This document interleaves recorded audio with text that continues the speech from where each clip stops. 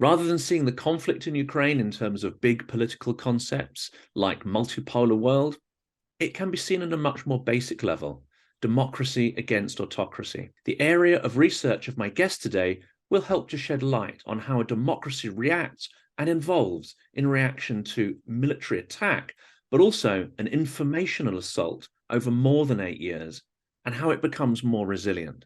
We will examine how digital democracy can add to citizen participation, transparency, and social cohesion. Dmytro Khutkyy is a scholar and practitioner in digital democracy and open governance.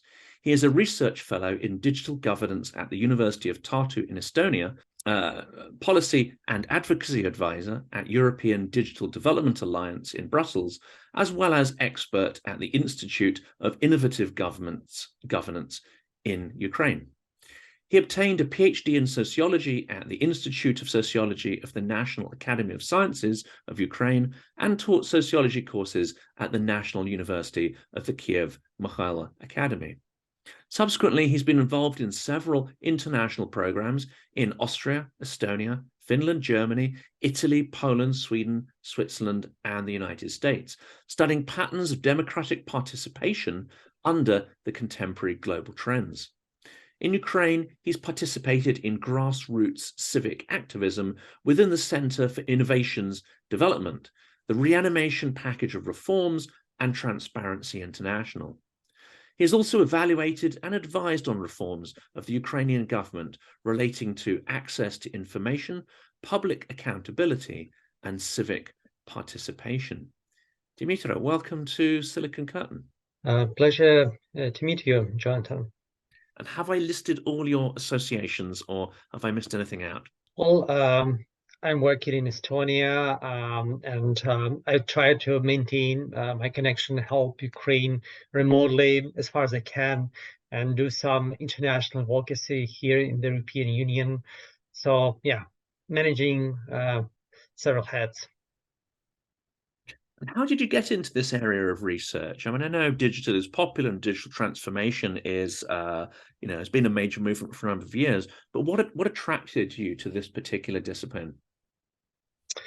It happened in 2014 when I came back from another international fellowship.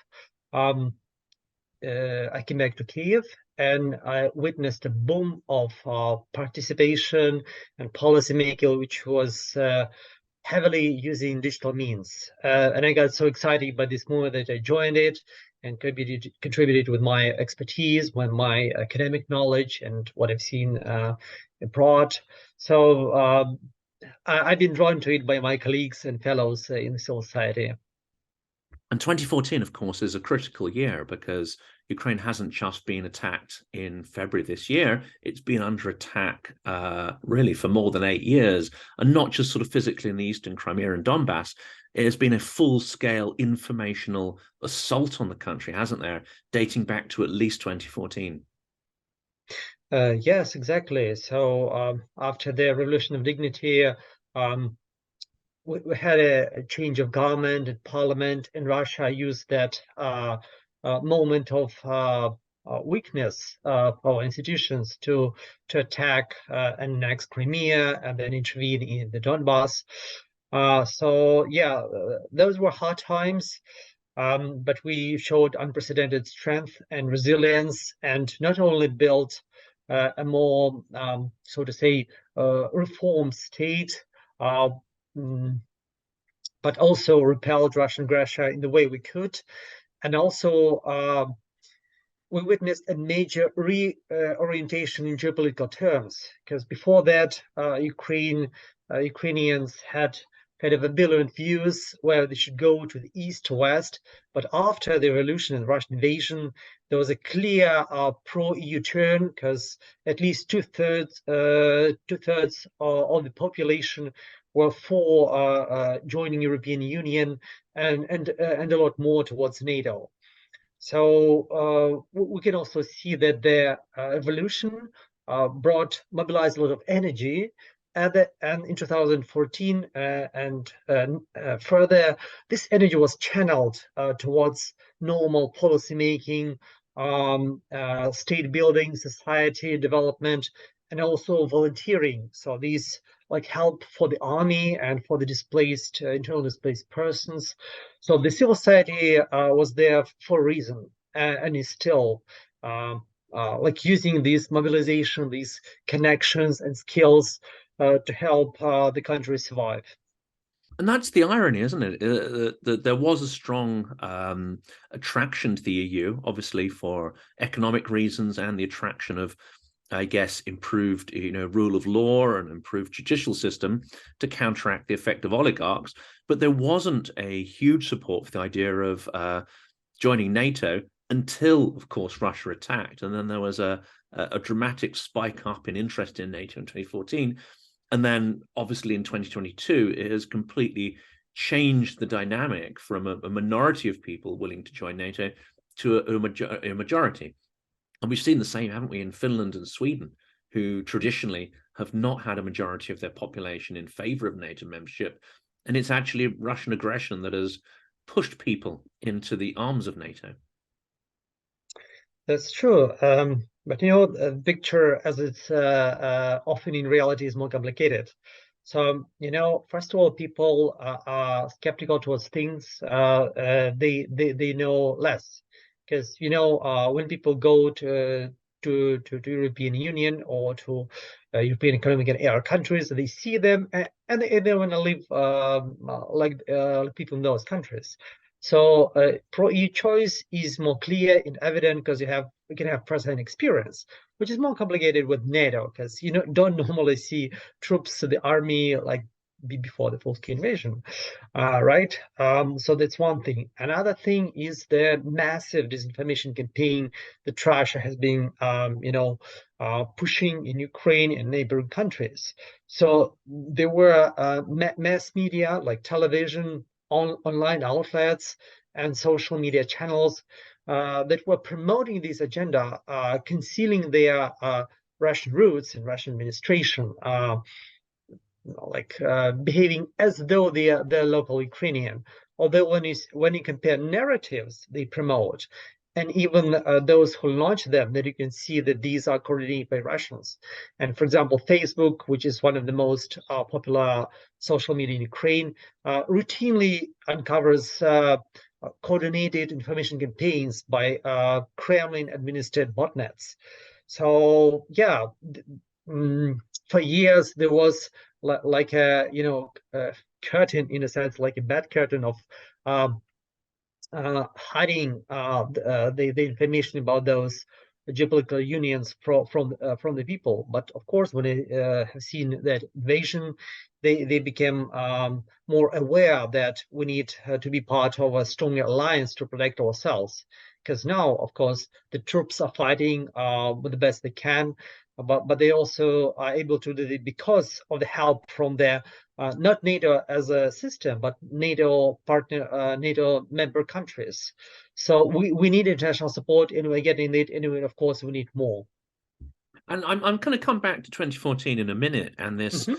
parallel evolution of civil society, self-organization, and how that relates to digital technology.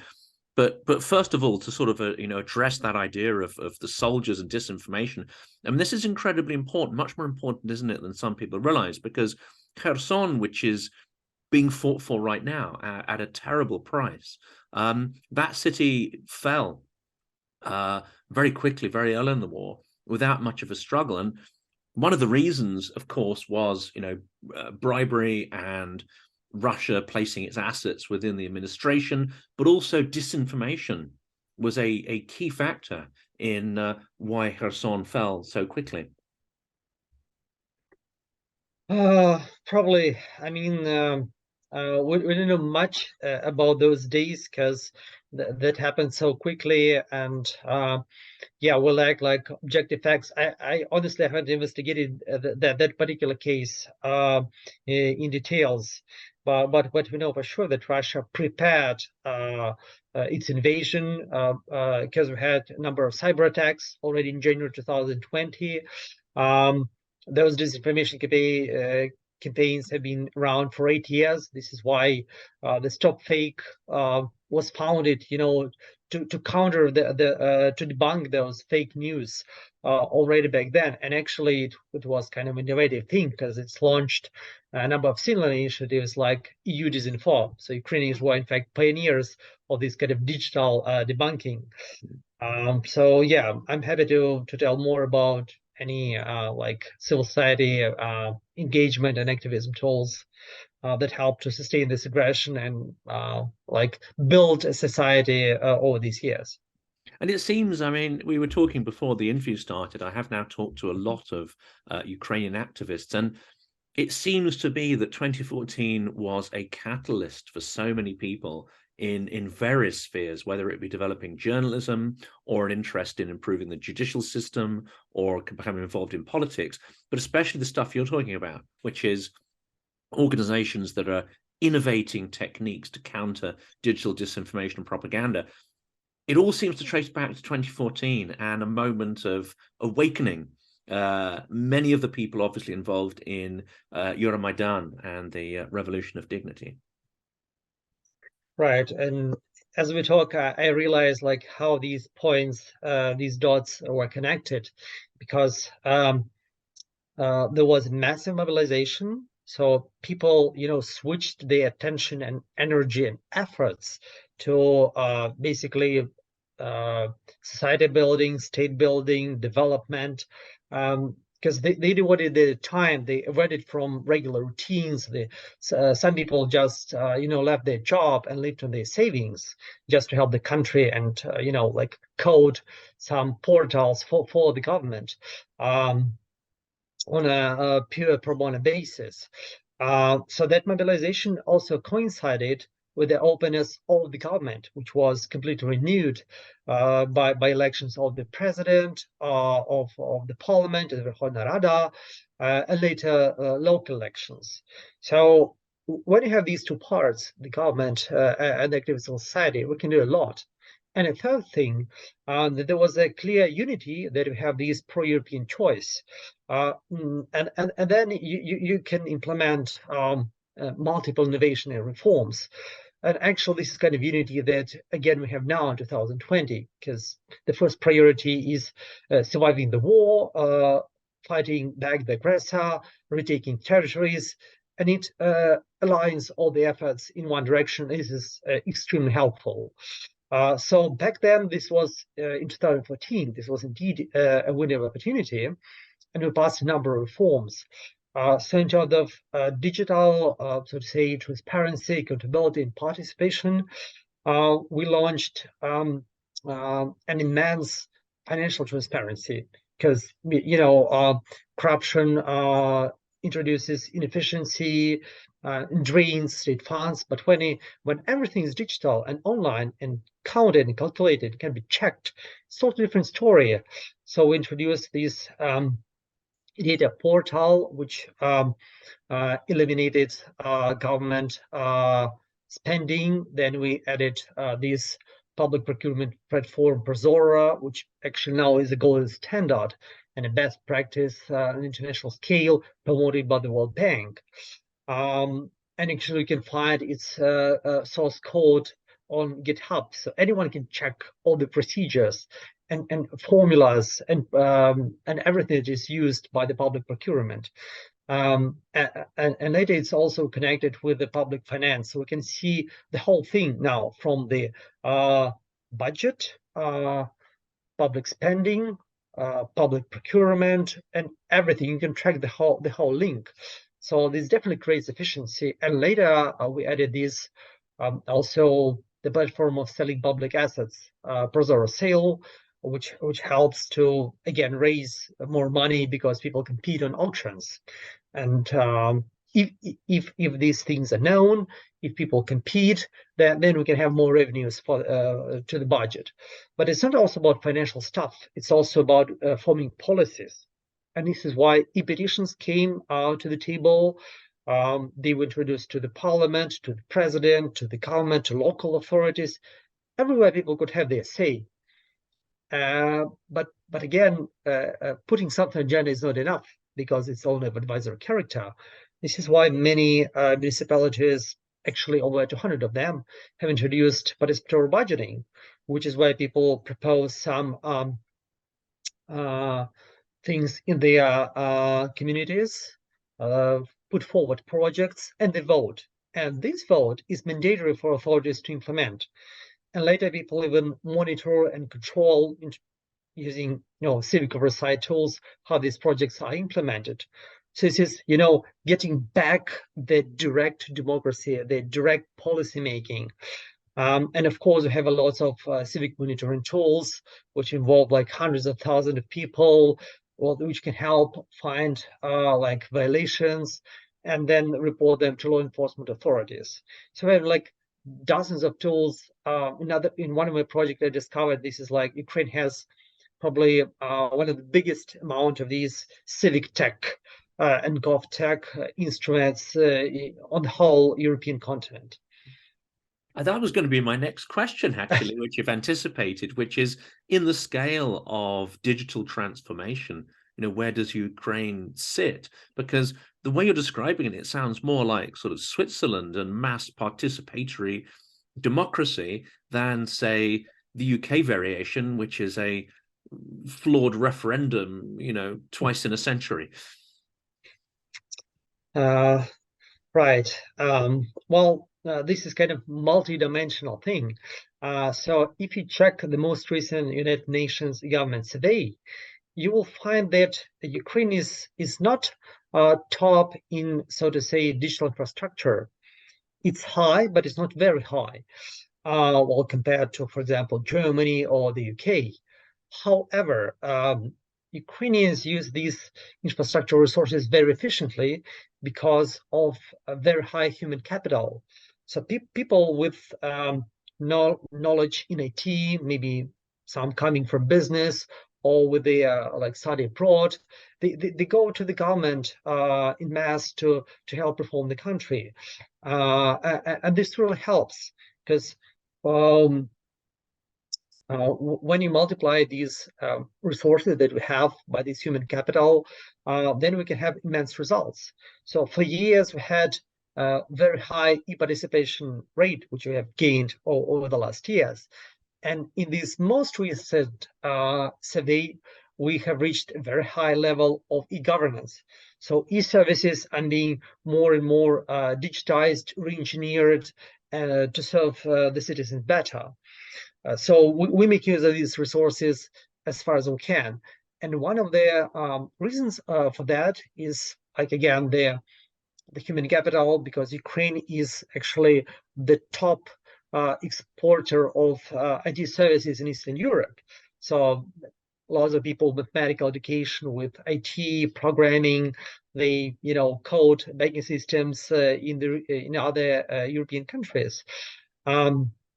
But also people tend especially before the war, they were kind of critical towards the government, and this is normal because people with critical thinking, they would like to check and see with their own eyes whether things are done properly. This is why people are focusing on kind of civil oversight of the government, and they will in that massively. And because Ukraine is so big, actually, in terms of area, it's again the biggest European country, because we don't count Russia as European, is kind of Eurasian thing. And then to connect the dots from different parts of the country, from different regions, we need these digital tools to collect signatures, to crowdsource ideas, to crowdfund money. We do need those tools because Switzerland, which you mentioned, is using referendum indeed. However, maybe they don't use other tools, which we do. So, for example, for checking like public finance or whatever. So we were just different in this respect. And it sounds actually important that not just Ukraine was developing, technologically and developing a IT service industry. It sounds like it was critical that you were also developing civic society and developing self-organization and building a very young democracy, but doing this all at the same time. And they all kind of came together, as it were, to sort of, in some kind of positive feedback mechanism.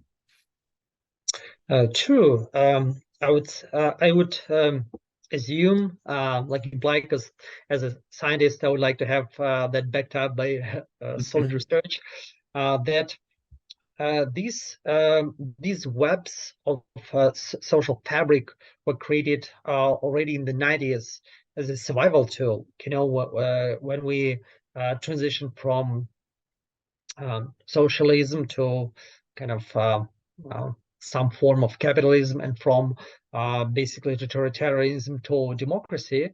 It required a lot of change in society. Economy was in a turmoil, so people could rely on the people they could trust, and that would be first of all family, to some extent neighbors, people in church, in their parishes. Um, and later, these webs of trust were converted into businesses, civil society organizations. So this is how we recreated society, or basically rebuilt it from the ground, from the grassroots scale. So indeed, this was so to say, evolutionary process, because forming political nation is a long journey, because you needed to learn how parties work, how politics and policy making work, how they differ. Um, so indeed, like, it's a historical evolutionary process, because we needed time to get rid of kind of socialist and communist parties and to attract more liberal parties. Then we learned the nuances of politics, that not always politicians do what they promise. You have to introduce checks. You have to introduce like a track record of uh, promises and actions. You need to build society organizations and convert them into parties. It's a lot of job, and you can like vote once in 4 years, because that's not working. You have to demand things from the politicians that you have elected, and even those that you have not elected, but still, um, keep them accountable. And actually, in this sense, sociology came handy, because we developed these exit polls technology, or adapted it to Ukraine, to be more precise, and it became part of normal policy making. So, and it's very difficult to manipulate elections now, because this is checked by so many organizations and so many stakeholders, that this kind of associational democracy is in place. I think that's a really interesting point, because I know when you speak to, I speak to people who are skeptical, or even those who are even pro-Russian, and then they actually listen to the propaganda and take it on board. You tend to find that those on the hard left and the hard right do that. And often they'll mention big terms like multipolarity and, all this kind of geopolitical terminology. But at its heart, it seems to me that it's much more basic. It's a clash of two ways of living and organizing your society, one which is inherently democratic and evolutionary, and the other which is autocratic and coercive. And taking what you just said there about elections, that they're harder and harder to falsify in Ukraine, Russia has taken a different evolutionary course, and the not only the elections, but the entire system of promoting leaders, choosing leaders, parliament, everything in some way is kind of corrupt and engineered to control people. I don't know how you feel, whether you have any sort of thoughts on that, but also I'd love to know the role of digital technology, because it can play either way, can't it? As a coercive tool, or as a strengthener of democratic systems. That's true. Just a few words about the basis of Ukrainian democracy. So it happened probably for a reason, that no politician, no oligarch, no tycoon, no business and political group was ever able to control Ukraine as a whole, to to perform the state capture, like controlling all the branches of government and everything. So there were attempts like by Kuchma and by Yanukovych. However, there were always like alternative political forces that would counterbalance them. And as a last resort, we have constitutionally inscribed right for a direct street protest, which we did. So actually, our nation learned to perform these revolutions when the government becomes too kind of pressing and too pushy. So we revolted in 2000 in 1991 at the collapse of the European Union. We had this revolution on the rocks on the Independence Square, which is now called.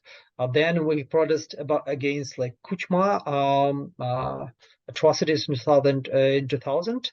Then in 2004, we had the Orange Revolution when elections were manipulated in favor of Yanukovych. And then actual Electoral Commission relaunched another tour and Yanukovych came to power. So the system corrected itself with the help of the people and other balancing political forces. So we do have checks and balances, maybe not as clear as in Western countries or kind of informal ones, but what we do have them working. And then we had this Euromaidan 2013, Revolutionary 2014. So you can see there was a history. So the nation, the people, they learned that it works, they can protest, and they can get results.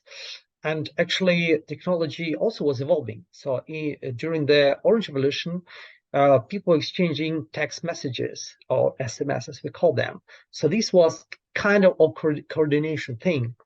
Then during the Revolution of Dignity, it was actually launched by a Facebook post by Mustafa Nayem, a journalist, which got like tens of thousands of shares and people came. So when there is, an anticipation and people want to do something, you just give them a nudge, like a place and a time, you mobilize it. So this kind of coordination of activities. And then people also use like Viber chats, Telegram chats, messengers, whatever to coordinate efforts and exchange of information. And of course, now during this intensive warfare with Russia, there are lots of initiative for raising funds, for crowdfunding, for coordination, these logistics of sending like basic things and helping journalist persons and other stuff. So I can do like more specific, like just depending what you're interested in. I mean, it sounds, and from some of the people I've spoken to, that there are a core of people were activated in 2014, but with the current invasion, those who have remained in the country, it sounds like there's been a kind of explosion of civic participation, with everybody involved in something, whether it's just a scheme to help neighbors or whatever, or whether it's something sort of bigger, some kind of organization that does things like rescuing people from occupied areas or so on. It does sound like there's a bit of a civic explosion. And I'd love to know to what extent digital technologies are playing a part in helping people to self-organize. True. This has been an explosion, and it's immense how people spend their, like most times, and people leave jobs, some people do this extra, like second or third job, volunteering. So of course, the simplest thing is coordination of activities in different chats. But there are also more, so to say, elaborate things. For example, when the Digital Kiev app, which was developed by the government, they published a map of bomb shelters. People noticed that not all of them function properly, or like they're closed, for example, because they have been rented by some private owners. So they kind of corrected the map by personal individual visits. So this is how, and because like authorities, perfect, they cannot do everything, they cannot do all the job, and then society comes in.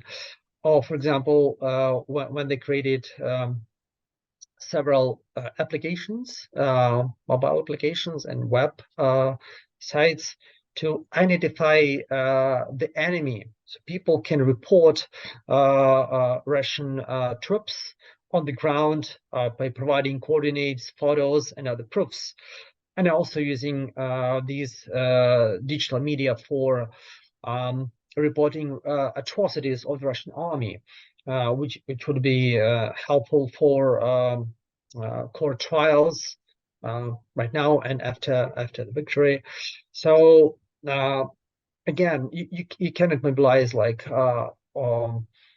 you cannot do this job only by civil servants. You need like a massive grassroots input, because you cannot put like observers and witnesses all over the country or along the front line. But when people do this voluntarily, they help the country, they help the state, they help the army.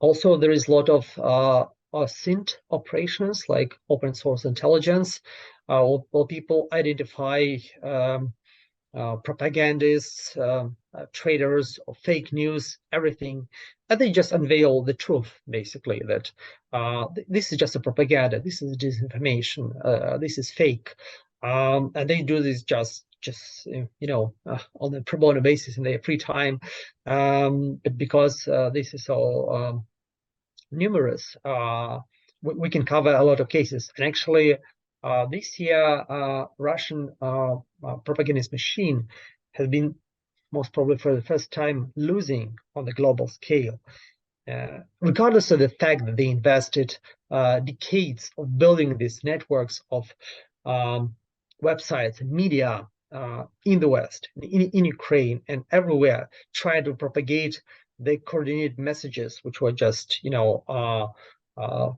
distorted, fake, or oppressive. And still, despite this fact, now like few people trust them, because their fake news have been debunked, their propagandist narratives have been revealed. This becomes evidence, so the truth in the end prevails. And you've mentioned a couple of interesting programs of work, like stopfake.org and EU Disinform. I had the pleasure of speaking to Peter Steiner, who's very closely involved with that. That's one approach, isn't it? And it's a very necessary one, which is where you pick out individual propaganda narratives and you dissect them and you present an alternative point of view and you basically expose. There's another school of thought, which is that only goes so far, and that actually you have to teach people the methodology of being digitally literate. You actually have to give people the mental machinery to be able to understand fake media from non-fake. I'd love to know what your view on the role of those two and which is sort of more effective in the current environment. Yeah, I believe that these should can go in parallel, because we need both like high-level expertise, identifying these very nuanced narratives that can mask themselves like local, although they are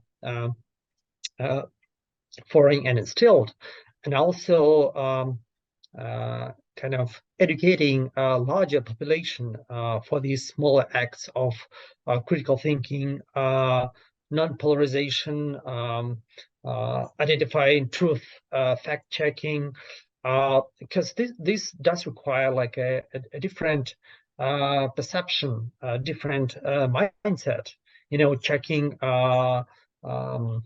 credentials of any source that you read,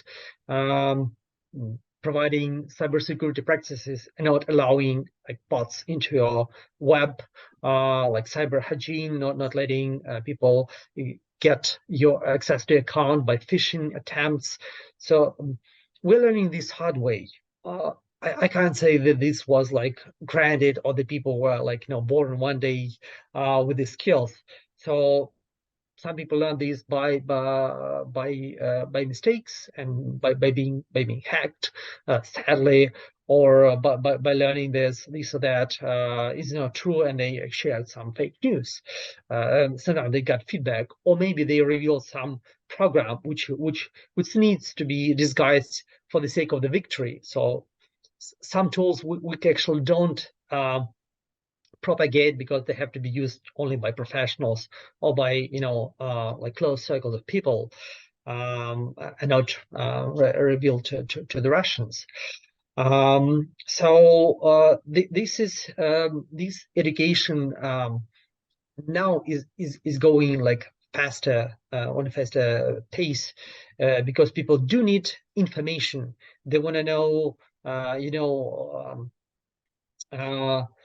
where to find bomb shelters, when they have electricity at homes, how to behave in case of emergency or in case of attack, how to evacuate, how to find support in another country. Lots of things. They actually learn, if they migrate temporarily, like temporarily displaced persons, they have to learn tools in another country. They have to learn another language. So there's like a massive like emergency learning program, and these people, help their peers back in Ukraine. So lots of things which are going spontaneously, but they all help people become more aware, more knowledgeable, more active, more self-sufficient, self-reliable, and also more cooperative. And one of the big problems we've seen in, say, the US and the UK, which have both been the subject of Russian active measures over the last couple of years, I think much of what's gone on is yet to come to light or be properly researched. But one of the real problems is that digital communities in the US and the UK tend to, or can be, very tribal along political, social, religious, and even ideological boundaries. And they form bubble communities, which are almost like, like a propagandist environment in themselves, closed to outside opinion. And that has significantly radicalized, especially in the US, certain groups against the government, even against reality in many cases, and even Brexit, whether you agree with it or not. It's been hugely divisive, and these digital ecosystems have had much more effect in dividing people than actually bringing them together. How does Ukraine avoid, that kind of tribal division based on digital ecosystems? I agree with you. This is a challenge, and this connects with your earlier question about the dangers of digitalization. That sometimes these algorithms, which we don't know or don't notice, or are not actually aware of, they exemplify the differences because they wanna, because they make people see the posts that they like more and more often, or recognize news or updates from the people they agree with, and those people, they come to an illusion that all the world around them is on the same page, although this is not. It's just the inner circle that they see online. This is why it's so important to have these depolarization measures, or letting people talk to each other, be respectful, be thoughtful, be critical, in terms of critical thinking, like challenging thoughts, but in a polite and intelligent way.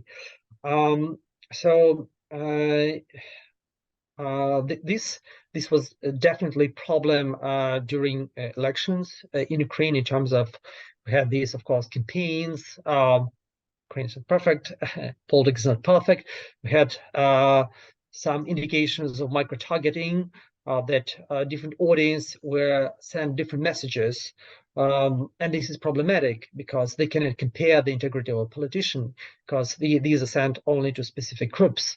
While in traditional media, you see a politician and a recording of his or her speech, or a party, and you can see this coherent message. And then you can see, okay, this person is left, right, or centrist, or whatever. But when it's micro-targeting, you can have an illusion that each group thinks that political party supports their views. Well, in fact, they're not supporting any particular views. They're just trying to be, adjusting to these views, which is not correct. So right now it's a different situation because under the conditions of war, we're not having elections, although we're having societal debate, and the basic consensus is that we're not criticizing the army because they're doing their professional jobs, and we are not experts in that.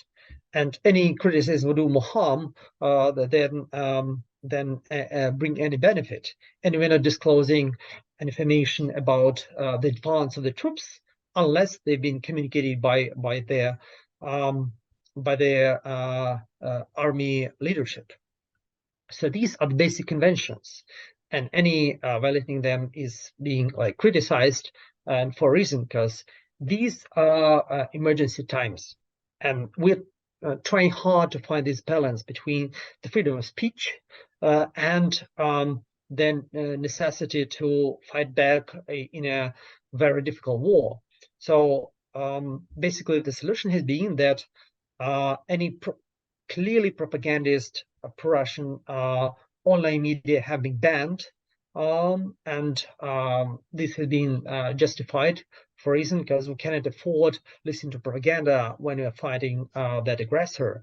However, people are free to express their individual opinions the way they want, unless it undermines the constitutional basis of the country and the state. So we do maintain the freedom of speech, although some countries might go further and block even individuals. However, we still maintain this sacred cow because Ukrainians value freedom very high, and try to protect it by all means. But basically, mostly this is kind of self-restriction for the sake of unity and victory. I'm sure we'll have debates after the war has ended. We're still, nevertheless, keeping the government accountable. So we're still raising uncomfortable questions, because even though there is a war, the government should function properly with integrity and serving to the interest of the people. So we do have criticism, but we don't tolerate any kind of Russian propaganda or foreign interventions in the digital and media space. And to that extent, it's very similar to Britain in the Second World War, isn't it? Because, we only held elections until the outcome of the war was clear. And the war in Japan was still on, but we waited till the end of the war to bring back those sort of civic institutions. I mean, one thing I want to bring back to is something you mentioned earlier, which I think is really interesting and something I found quite puzzling, and that is cyber attacks. I know there were major cyber attacks prior to the invasion, and of course, one of the great fears was that with Russia's military assault would come a massive assault on the digital and computer infrastructure of Ukraine and possibly Europe.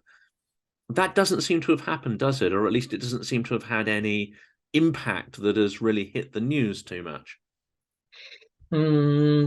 Yes, there were attacks, and they are still occurring. However, they're not as devastating as they were before. For example, if you take the NotPetya virus, it was more critical for the government digital infrastructure, because some servers have been taken down. Lots of emails were not functioning, so civil servants were not able to access their accounts. Some websites were down, but the government probably learned a lot from these attacks and developed a more resilient approach. And also, we have kind of backup space. So the most vulnerable things are on the web. However, we have a lot of services in the applications, and if they are on Android or iOS, their cybersecurity is verified by developers of those platforms, and they are much harder to hack. Mm. So indeed, these mobile solutions are connected with the famous state in a smartphone approach by the president and the Ministry of Digital Transformation. They actually help to be more resilient in very specific, like digital terms. And although some leaks have been reported, they haven't, even if they were in fact as big as they were pronounced, they haven't affected the functioning of the services. And actually, the state, actually during COVID times, the Ministry of Digital Transformation learned how to deliver new IT solutions very quickly to counter. So, for example, they developed their COVID vaccination certificate even before it has been adopted in the European Union. So we waited for the EU to adjust, our standards, so it's reflected. The QR code is kind of similar, and the program that is reading that is using the same way. So they learned how to deliver these things quickly, and they use these skills to develop new programs, for example, for help of internally displaced person or registration in new place of residence already in 2020.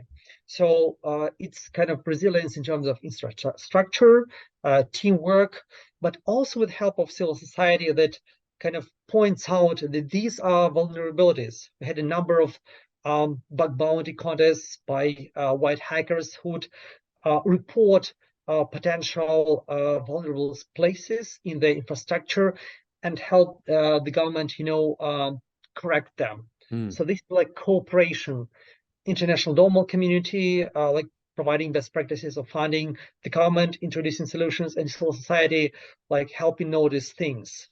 So everything works.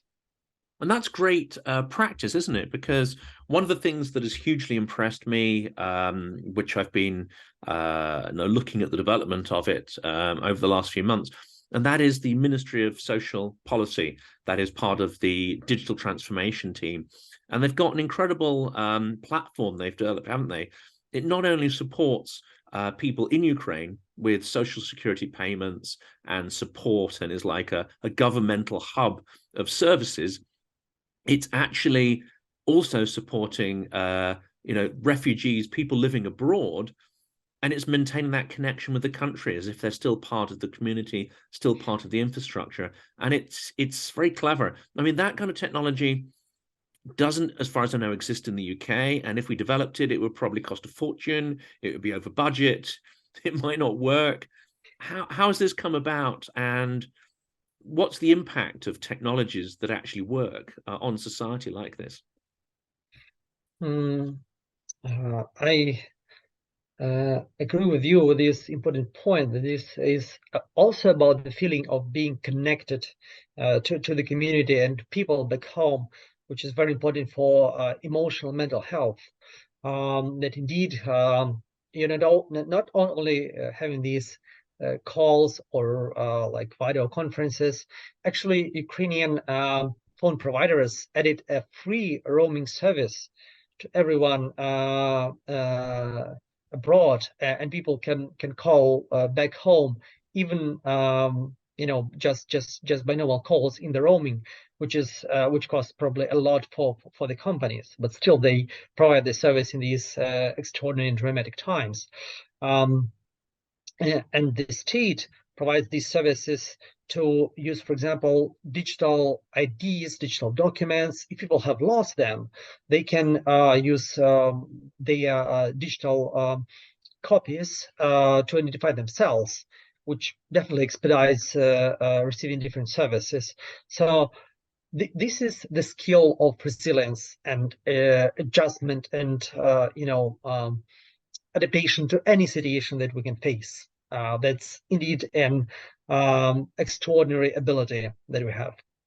And I want to, because one of my interests is in digital technology, but also sort of digital dystopia. And whereas the technologies you describe and the electronic voting systems that are difficult to hack, in a system with high transparency, it reinforces democracy, it seems.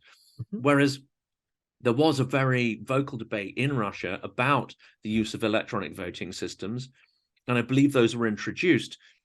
And the evidence seems to suggest that actually in a in an informational autocracy like Russia, it seems that the introduction of digital technologies can actually reinforce the autocracy and can reinforce the ability to manipulate reality. So I don't know if you've got any thoughts on how how that works or how to counter what's happening in Russia and reverse it. Oh, well, this is problematic indeed. Even the first experiments that Russia had in relation to their elections, or should we name them so-called elections, So-called elections. like when they tried to do this blockchain experiment in Moscow, and then the voting system was down for a couple of hours and nobody knew what was happening, and then the results appeared.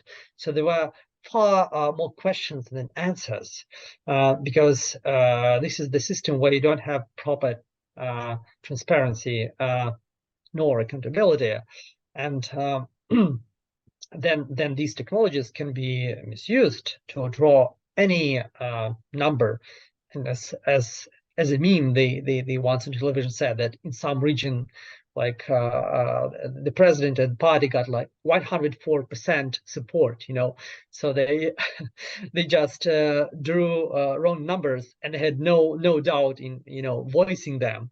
So these 104 percent, which is like above the maximum number of people, is a meme how Russian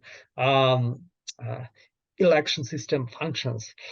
So to change that, they need definitely a change of government, a change of regime, which hopefully will be pushed by sanctions, by military defeat of the war operation in Ukraine, and by internal dissatisfaction and dissent by the people who are becoming poorer, whose relatives simply die, and by conflict within elites. So we need all those factors in place, because as such, Russia's government and system and political cannot function anymore. It's not sustainable.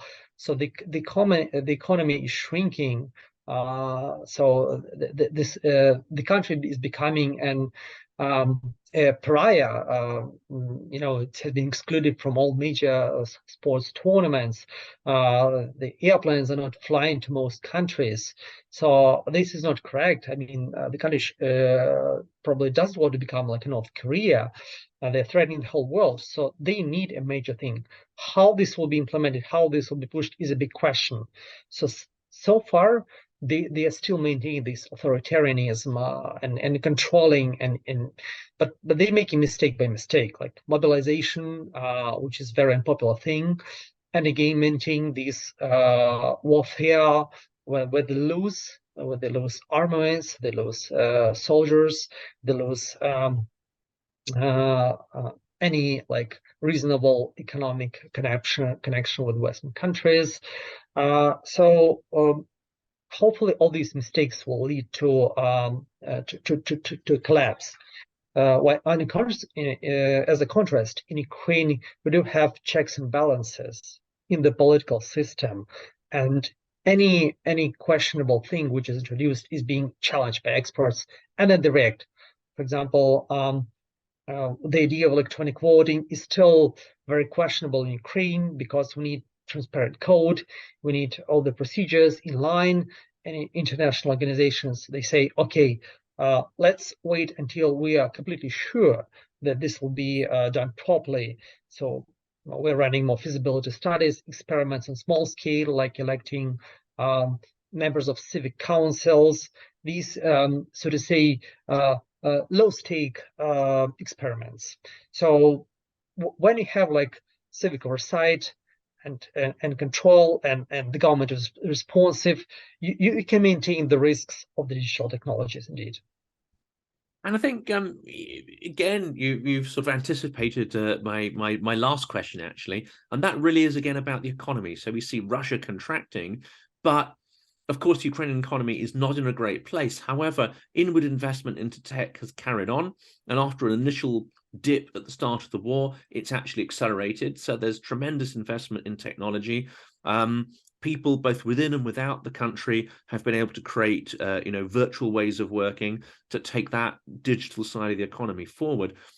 My question really is, as the EU, along with Ukraine, has started to plan for the rebuilding of the country after its victory in the war, what role do you think digital technologies and all this innovation that we've talked about, what role is that going to play in rebuilding Ukraine physically and its economy? Um, right. These negotiations and plan are already ongoing. Um, there are several platforms, different formats. The one that I'm most knowledgeable about is Rise Ukraine Coalition for Reconstruction, which I'm also like an expert and member of. So basically, these are the plans to create an already ongoing efforts to create a platform that would transparently reveal and process all incoming financial payments, all procurements, expenses, using the experience and the model that we've had with Prozor and Prozor Sale. So the expertise is there, the IT model is there. It just has to be adjusted for a slightly different purpose. And also not only for the central government, but also for the local self-government and local authorities, because there are also reconstruction efforts in particular settlements in the north, in the south, in the west. This is going on, and I'm completely sure that this will be done efficiently, because again, knowing the expertise, and they're already ready, like even IT codes. So people know what they are doing. They have done similar things before. The thing is just to bring most partners on the same table, so that we agree that this will be like the major or the single platform that will provide most transparency, instead of like having like multiple, maybe side things. But yes, this is being done, and yeah, the IT expertise is helping this a lot. So, if I've understood that correctly, one of the key roles of IT here is to ensure transparency in the way the funds and materials are distributed, and make sure the contracts are transparent and minimize corruption, nepotism, and all the things that would make that reconstruction slower and less effective. And maybe it could even turn off, Western partners who are helping. That's true. We need these for all the reasons I have mentioned, because even if we know that it's done properly, we still need to make sure, because no system is perfect, and no organization is perfect. And this would be like one more persuasive factor for providing more support, because we need a lot. Like right now, Ukrainian budget is 50% dependent on foreign inflows, like basically like donations or credits, loans. So we'll need like definitely a new Marshall Plan for Ukraine, which is already being voiced by different actors and politicians abroad. But then everyone will win, because this money will definitely pay back, because of the population, which is actually ready to work. It just needs new workplaces. And then Ukraine is already a big, before the war, it has been a big trade partner with the EU, and it will become even bigger because of the construction efforts. So definitely in economic terms, not to say for political stake, of helping the country that is shielding the Europe from the Russian invasion and from their outcomes and all the atrocities, but also the political reason, the economic reason of having like a strong and wealthy and democratic partner in the East. Well, that's an incredibly positive, I think, place to end on, the idea of not just victory, but also a transparent and sort of cooperative rebuilding process as Ukraine becomes part of the EU. I'm really sort of grateful for your insights, Dmytro. I mean, it's a fascinating area. It's one I'm incredibly passionate about, and I'm so glad you could share your experience with us. It was a pleasure talking to you, and everything for the victory of Ukraine. Slava Ukraini. Героям слава.